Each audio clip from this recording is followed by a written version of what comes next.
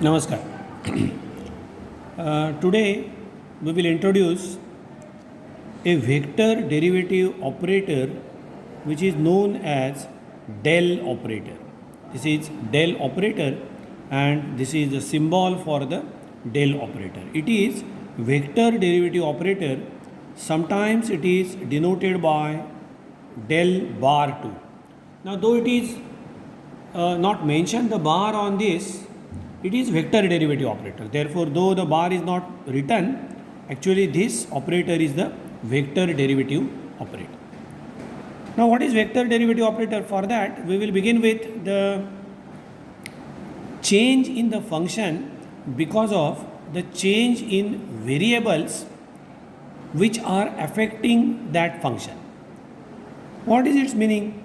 Suppose f is the function of x, y, z. It may be any type of function. For example, if I write this to be equal to 2x cube y. Okay, therefore this can be treated as the function of x, y, z.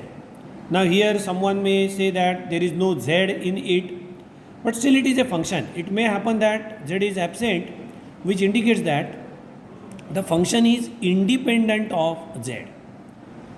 Now, what about the function f?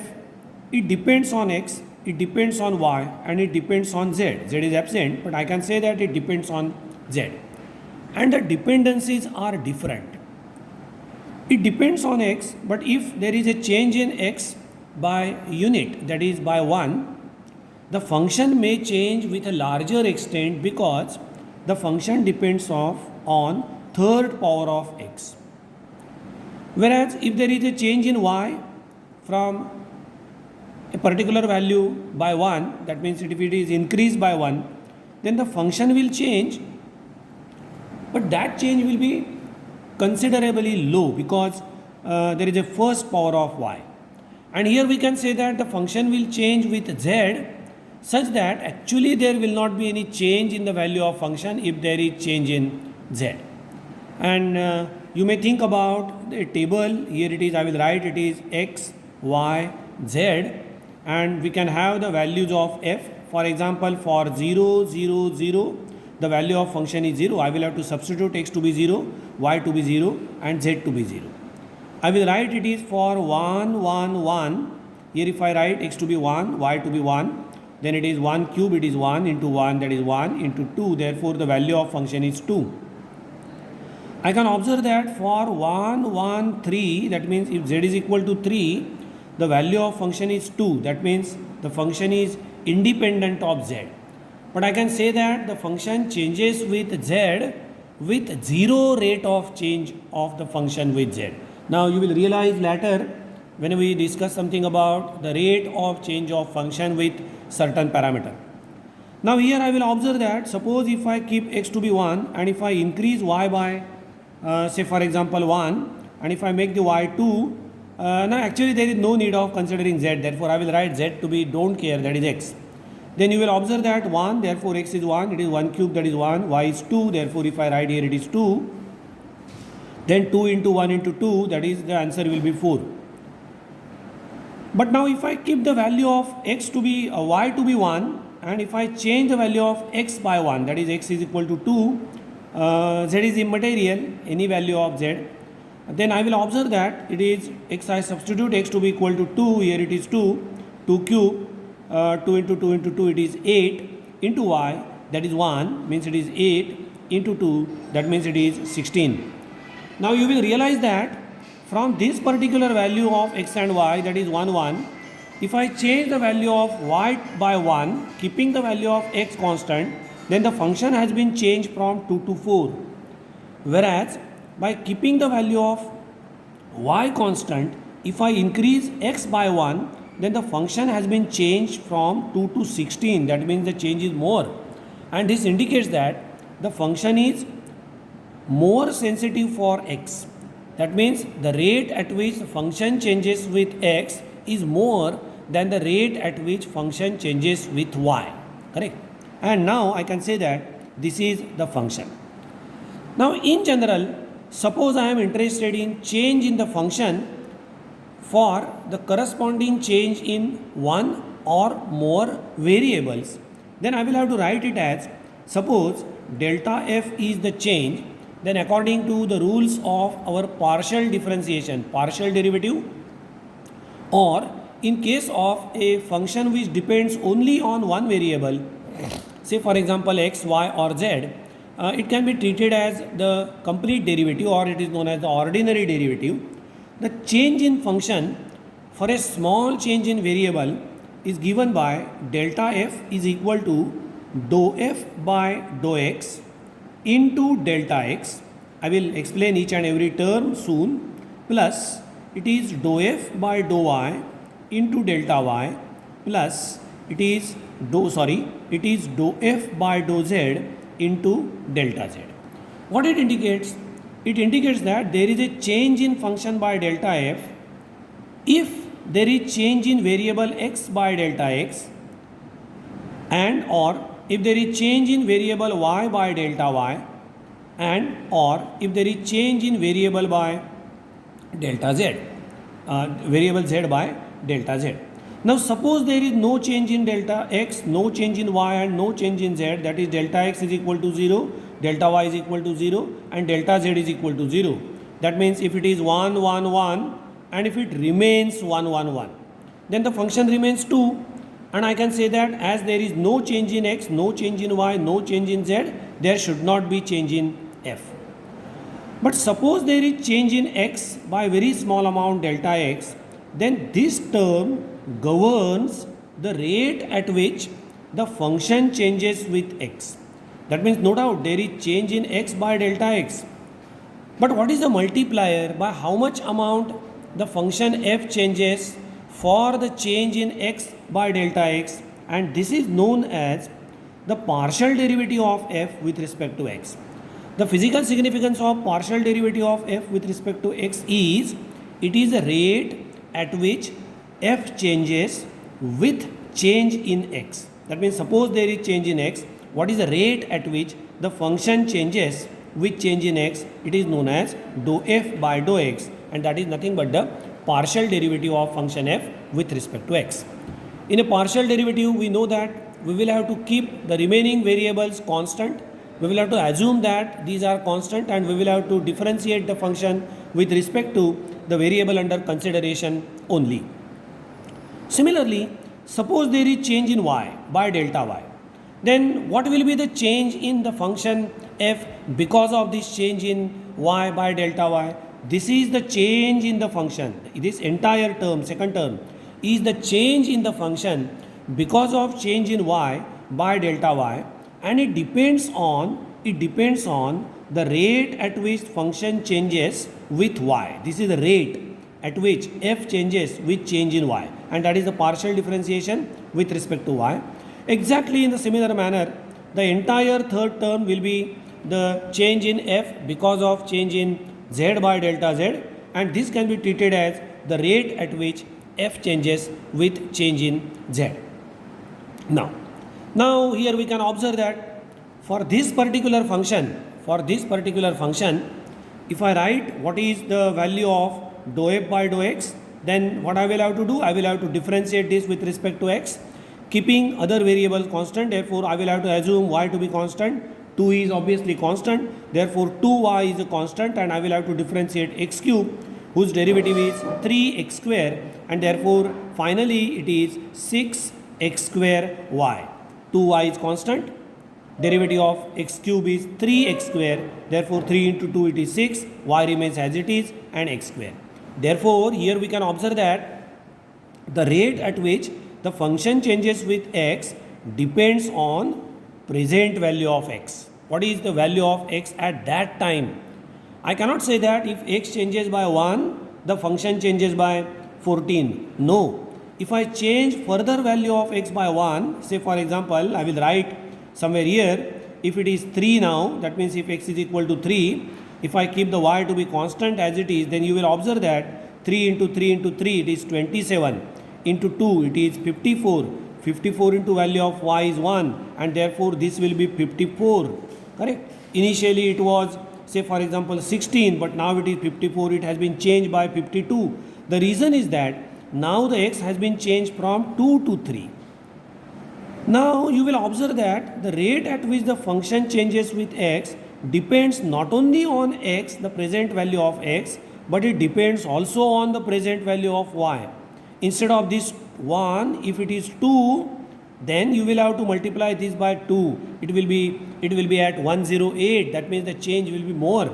The reason is that here the rate at which function changes with x depends on the present value or the existing value of x and the value of y also. This is more interesting.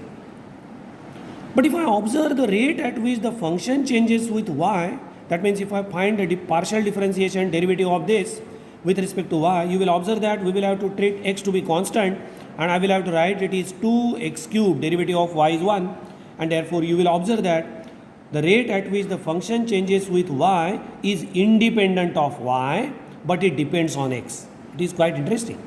And if I think about the function, suppose the function is just 2y, then it will be 2. That means it will be independent of x and y.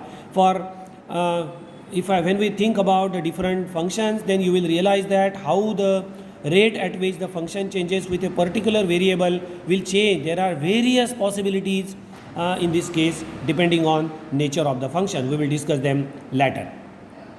And in the third part, if I think a derivative of f with respect to z, that means if I think about dou f by dou z, then you will realize that x is to be constant, y to be assumed constant, and therefore entire terms are independent of z, and therefore this is equal to 0, which indicates that the rate at which function changes with z is 0. That means there is no change in the function with reference to z, and that we were expecting. See, here it is 1 1 1, the function was 2.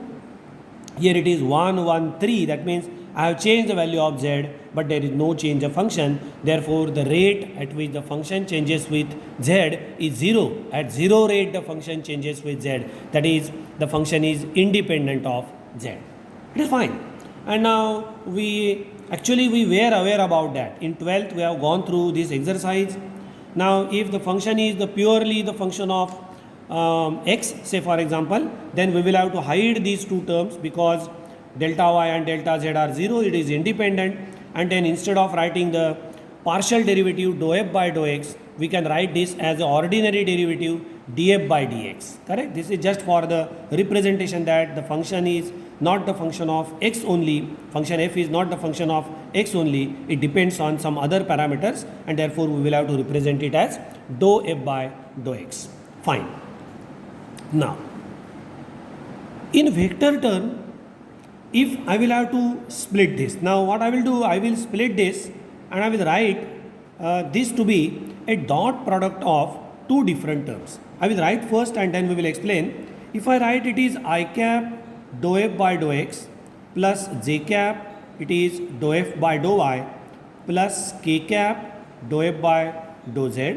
We know that I cap, j cap and k cap are the unit vectors along x, y, z axis respectively. And if I take the dot product of this with, I will write it is delta x I cap plus delta y j cap plus delta z k cap. Now delta x I cap plus delta y j cap plus delta z k cap, this is nothing but dl bar, or it is delta L bar. It is small change in length, that is known as a length element. Correct? While when we had considered a small length element, then we can say that dl bar is equal to dx into I cap plus dy into j cap plus dz into k cap. Instead of d, now we are representing by it is del.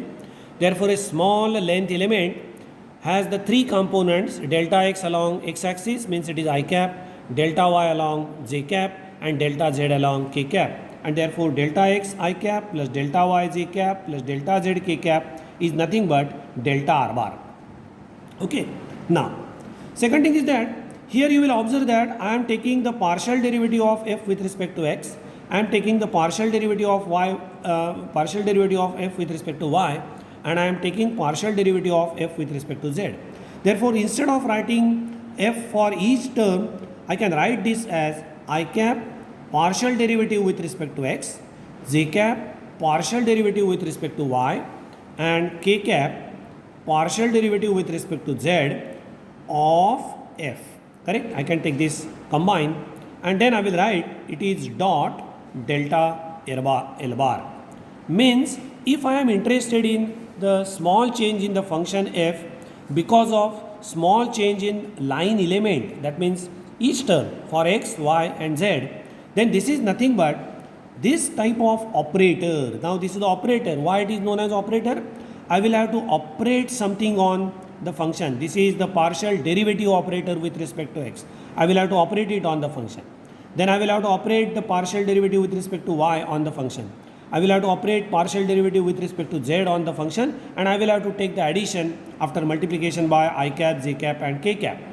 And this term which is in the bracket is known as the del operator. It is del operator. Actually it is derivative operator because we are taking derivative with respect to x, y, z.